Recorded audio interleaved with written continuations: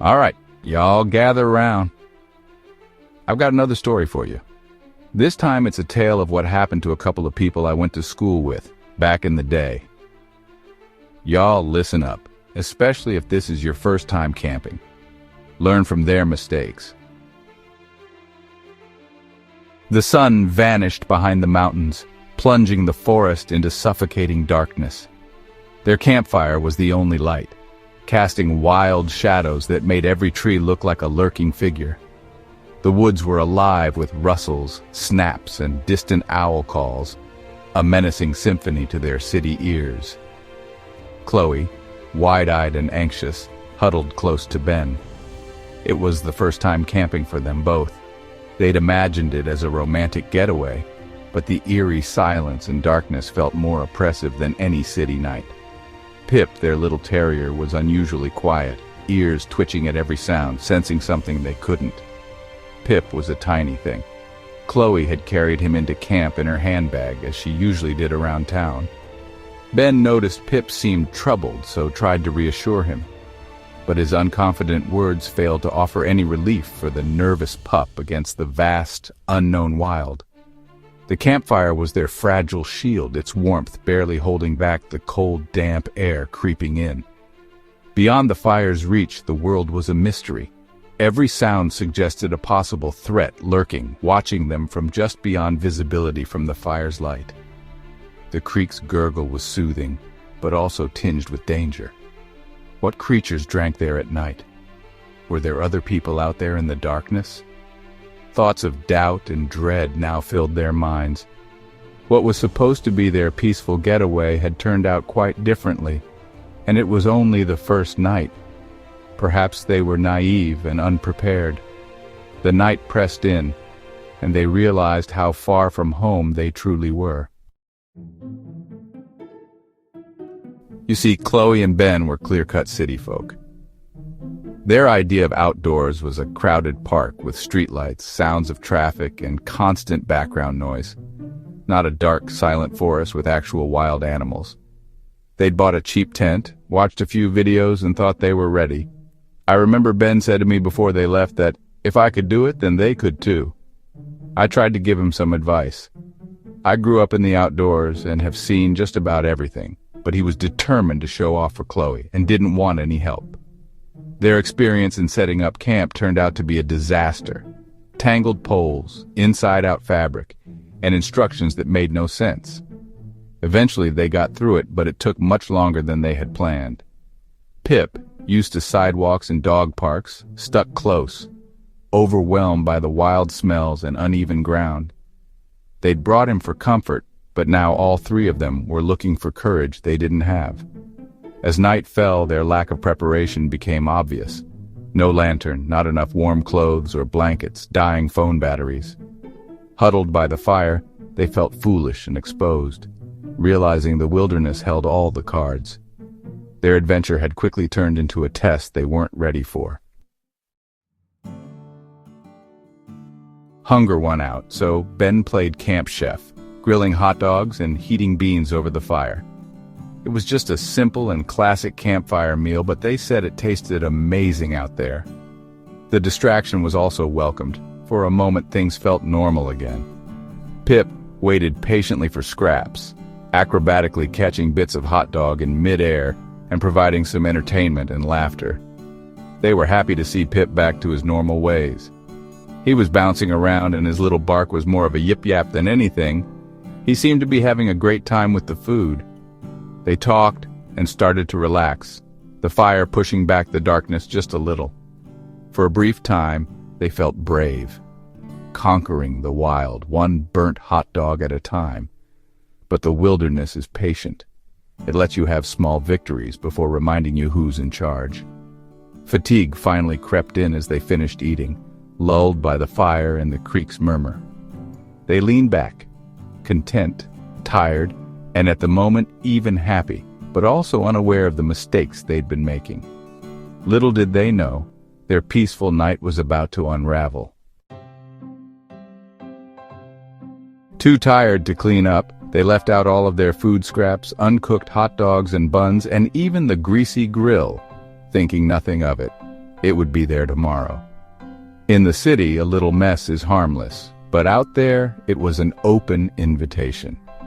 They crawled into the tent, Pip curled up between them, and the thin nylon walls offered a false sense of security, at least briefly. Every sound outside became a threat in the darkness. Rustling leaves, snapping twigs. It almost sounded like rhythmic footfalls out in the brush. Ben tried to focus on home, but the forest noises seeped in, fueling his dread. They'd broadcasted their presence to the wild, and now something had come to investigate. As the fire died, they plunged into total darkness and bitter cold. They were now exposed, adrift in a sea of ancient wilderness. The main event of the night was about to begin. It started with a sound, a high-pitched yip, then a chorus of howls moving closer. Pip shot up, growling. Chloe grabbed Ben's arm, terrified. "Are those coyotes?" The howling grew louder, circling the campsite, their feet padding and bushes rustling just beyond the fire pit. Ben's heart pounded as he fumbled for his phone, its flashlight useless against the thin tent wall, but desperate to understand what was happening. They were now trapped, nowhere to run. Dark silhouettes moved at the edge of the camp, eyes glowing in the faint moonlight. They guessed at least 5 coyotes, maybe more. Chloe held on to Pip as she realized they smelled the hot dogs, they're hungry, and we've drawn them in. Ben could hear them sniffing around the grill, claws scraping metal. They laid still, praying the coyotes would just eat the scraps and leave, but these coyotes were curious. They knew more food was in there. They no doubt could smell them, and Pip on the inside of that tent. One coyote approached the tent, sniffing just feet away. Its breathing was sharp, inquisitive, studying the flimsy shelter. Time froze, the forest held its breath.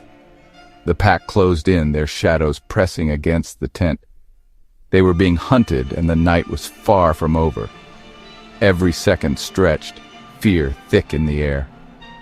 The coyotes waited, testing the boundary between wild and human. The next move would decide everything. Suddenly, Pip exploded into furious yip-yaps, his tiny body trembling but defiant. His noise shattered the tent's quiet, drawing the coyotes' full attention. The pack's curiosity turned to aggression, snarls, growls, claws scratching at the tent. The leader barked, and the shadows closed in. Pip's bravery had made them the pack's target. A coyote lunged, tearing the tent, its nose poking through, sniffing frantically. Pip barked and snapped, undaunted, while Chloe whacked the coyote's nose with her handbag. Another coyote slammed the tent, shaking it violently. They were trying to get in, to get to Pip. The attack was relentless, claws tearing, snarls filling the night. Ben held Pip tight, Chloe sobbing beside him. Their shelter was failing and the wild pressing in. They were helpless, surrounded, and certain they wouldn't survive. Just as the tent seemed ready to collapse, a faint gray light filtered through the torn fabric. Dawn was breaking, and both Ben and Chloe felt a renewed sense of vigor. They started making as much noise as they could, banging things together and hooting and hollering like some banshees. The coyotes grew restless as darkness faded, and the loud racket inside the tent grew. The snarling subsided, replaced by confused yips. Sunlight pierced the trees, illuminating the wrecked campsite. The pack leader howled in defeat, and the coyotes melted away into the forest. Silence returned, a different, calmer silence. Ben and Chloe stayed frozen, barely believing it was over. Pip still had a cautious growl. Finally, Ben peeked outside to confirm the coyotes had left. The camp was a mess, but they were alive. They grabbed Pip and their essentials and ran for the car, not looking back. Every shadow and creaking sound from a tree along the way gave them a new startle until they finally reached the road. They sped away, vowing never to return. Their first camping trip would be their last. The wild had taught them a lesson. Nature is beautiful but belongs to the creatures who live there. It's perfectly fine to visit, but be prepared. Have what you need to make it through the night, and be thoughtful of your surroundings. You can't usually see them, but there are other things out in that wilderness with you, and they get hungry, just like you do. If you leave a dinner buffet outside for them, don't be surprised when they show up to the feast. And please bring your dogs. They can also have a great time in the outdoors, but remember, there are real predators in the wilderness. Looking back, as Ben was telling me all of this, I asked him why he took that small dog out there on his very first camping trip. I remember what he said like it was just yesterday. He said that Pip was a good dog who always listened and stayed right by his or Chloe's side. He figured they could just pick Pip up to protect him if he got spooked. They didn't imagine a wild animal, let alone a pack, would be so bold as to come into their campsite and try to take him, but that's how nature works. I chuckled and said, imagine what those hungry coyotes thought. Some crazy humans were so bold as to come into their woods, leave out a buffet of food, and even brought a loud little terrier dog for dessert. We still talk on occasion, but that was a long time ago. I've offered to bring Ben along on a camp weekend a few times, but to this day he wants nothing to do with it. Probably for the best. Now, someone hand me the last of those hot dogs and a couple marshmallows and let's get this fire going again.